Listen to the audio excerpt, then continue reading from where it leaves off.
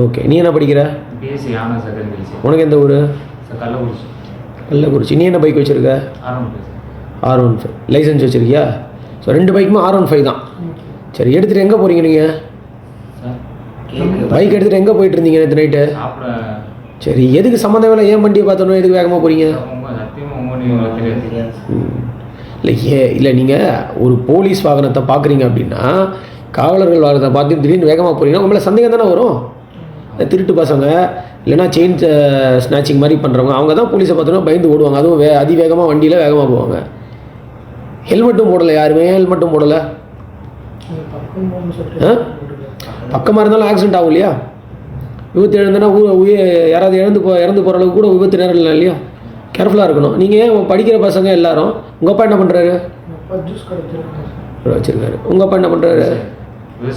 விவசாயி. அவ்வளோ கஷ்டப்பட்டு வேர்வை சிந்தி உழைச்சி உனக்கு ஒரு பைக் வாங்கி கொடுத்துருக்காரு. நீ வந்து இவ்வளோ கேர்லெஸ்ஸாக ஹெல்மெட் போடாமல் ஓட்டினா எப்படி அது? உங்கள் அப்பா என்ன வேலை பண்ணுறாரு? ப்ரொஃபஸர். எந்த காலேஜில்? அப்பா வந்து ப்ரொஃபஸராக இருக்கார். நீ வந்து அவர் எடுத்துக்காட்ட எல்லாமே நீ வந்து ஹெல்மெட் போடாமல் சுற்றிட்டு இருக்கீங்க. காவல்துறை வந்து சொல்கிற எல்லா கருத்துக்களும் உங்களோட நன்மைக்கு தான். நீங்கள் வந்து உங்களுக்கு விபத்து ஏற்படக்கூடாது, இல்லை நீங்கள் கஷ்டப்படக்கூடாதுங்கிறத தான் சொல்கிறாங்க. போலீஸ் வாகனத்தை பார்த்த உடனே வேகமாக போகிறது வந்து உங்கள் மேலே சந்தேகத்தை தான் வர வைக்கும். சரியா? ஹெல்மெட் போடாமல் ஓட்டுறது வந்து உங்களுக்கு என்ன ஸ்டைலாக எனக்கு ஒன்றும் புரியல.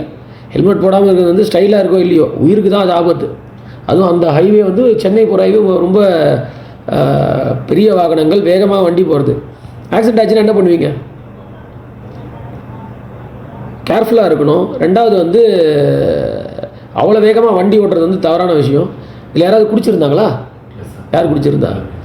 என்ன தம்பி குடிச்சிட்டு வண்டி ஓட்டுறது கரெக்டாக? குடிச்சிட்டு வண்டி ஓட்டும் போது உனக்கு ஆக்சிடென்ட் ஆச்சுன்னா இறந்து போனோன்னா உனக்கு எந்த ஒரு இதுவுமே கூட வராது. உங்களை தான் குற்றம் சொல்லுவாங்க. யாராவது ஒன்று இடித்தா கூட உங்களை தான் குற்றம் சொல்லுவாங்க. குடிச்சிட்டு வண்டி ஓட்டுறது சரியா? இவங்க 2 பேர் குடிக்கலையா?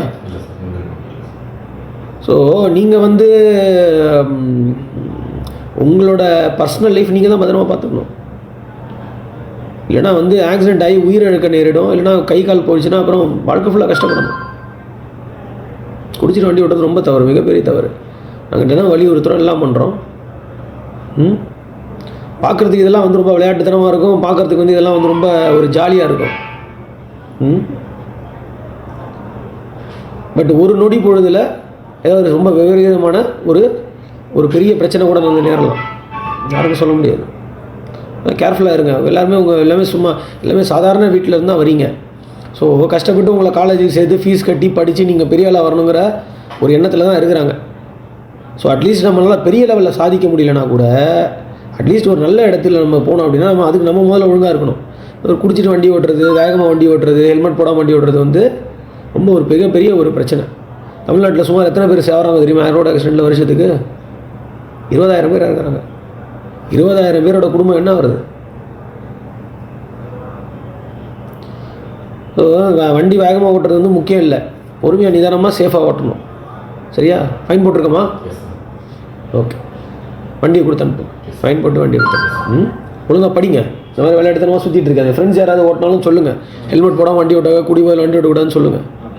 குடிபோதையில் வண்டி ஓட்டுறது இல்லை ஹெல்மெட் போடாமல் வண்டி ஓட்டுறது ஹீரோயிசம் கிடையாது. பொறுப்பாக வண்டி ஓட்டுறது தான் முக்கியம். போயிட்டோம்.